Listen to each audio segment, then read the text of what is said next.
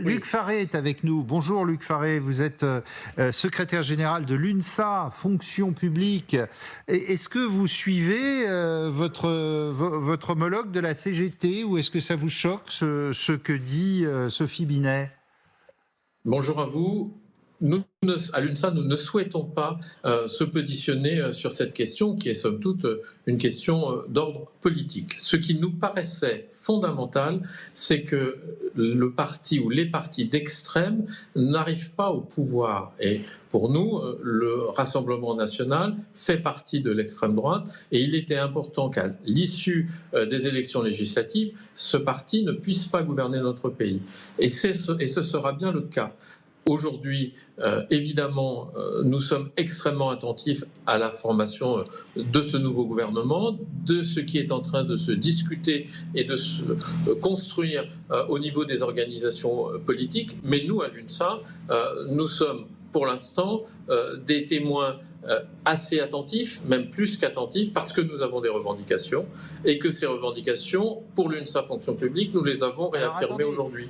Et nous demandons, par exemple, que enfin le futur gouvernement prenne des décisions concernant les salaires des agents publics, puisqu'en 2024, ils n'ont pas été augmentés. Et ça fait partie de nos revendications essentielles. Donc nous sommes sur le plan syndical, complètement attentif à ce qui se passe parce que notre employeur, c'est l'État et nous avons besoin d'un État qui reconnaisse les agents publics et qui fasse enfin des efforts pour permettre à plus de personnes d'être intéressées, on parle d'attractivité de nos métiers de la fonction publique. Luc Faré, vous disiez, point de vue politique, on ne voulait pas des extrêmes. Ça veut dire que vous ne souhaitez pas LFI non plus alors ? Alors, moi je ne rentre pas dans le débat de savoir si LFI à des prises de position, mais il me semble que LFI n'a pas hésité une seconde à se désister, y compris pour des candidats, les Républicains, me semble-t-il. Et donc l'arc républicain auquel nous avons appelé comprend tous ceux qui sont favorables à une République et à une République démocratique. Bon. Ça fait une différence fondamentale avec le parti d'extrême droite. Pour revenir à vos à la CGT qui appelle la CGT cheminot à monter sur l'Assemblée nationale jeudi prochain, vous dites bon, on n'en est pas là, on regarde. Est-ce que ça n'est pas un peu dévoyer le rôle du syndicalisme ? Je le répète, notre organisation à l'UNSA a pris des positions courageuses que je qualifierais de défense de la République et du Front républicain. Pour l'instant, nous sommes dans une démarche de mise en œuvre et de mise en route de ce qui pourrait être le gouvernement à l'issue des élections législatives. Et la lettre du président Macron est un des éléments. Je ne partage pas son avis et son analyse, mais je suis aussi parfaitement respectueux de nos institutions et nos institutions amènent à ce que le président de la République ait un rôle à jouer dans la nomination du Premier ministre. Ouais. Je vous fais écouter Marie-Lise Léon, qui est secrétaire générale de la CFDT, qui était donc sur France Inter ce matin. Alors elle ne se prononce pas pour manifester ou non, mais écoutez ce qu'elle dit.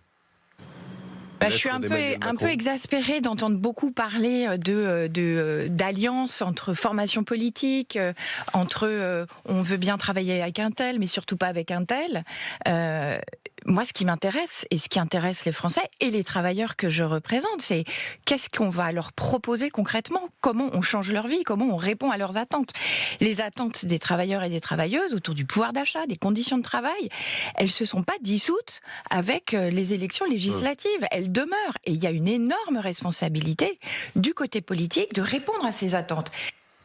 Alors, Luc Faré, question, est-ce que ça vous énerve aussi, cette attente interminable d'une assemblée, d'un nouveau gouvernement, ce grand bazar dénoncé par tous les politologues ici présents ? Je vais être très précis. Je ne partage pas l'avis du président de la République qui a fait un choix de dissoudre l'Assemblée nationale. Aujourd'hui, en tant que responsable syndical, nous avons des revendications. Ces revendications, elles sont légitimes.